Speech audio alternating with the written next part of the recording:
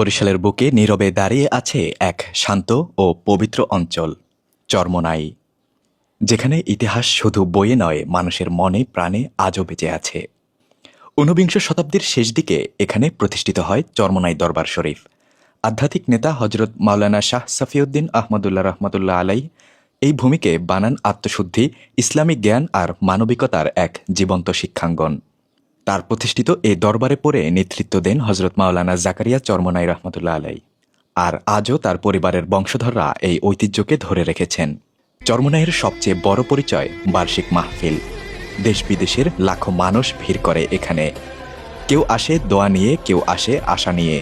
আলোর সারি, তিলাওয়াত, মিলাদ আর ইসলামী আলোচনা, পুরো এলাকা যেন একটি শব্দ উচ্চারণ করে, শান্তি।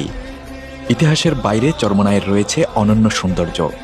নদীর ধারে দাঁড়ালে মনে হয় সময় যেন থেমে গেছে। সবুজে ঘেরা গ্রাম, ভোরের কুয়াশা আর সন্ধ্যার আজান, সব মিলিয়ে বাংলার এক খাঁটি সৌন্দর্যের নাম চরমোনাই। চরমোনাই শুধু একটি এলাকা নয়, এটি একটি অনুভূতি, একটি ইতিহাস, একটি শান্তির নাম, যেখানে মানুষ ফিরে পায় তার ভেতরের আলোকে।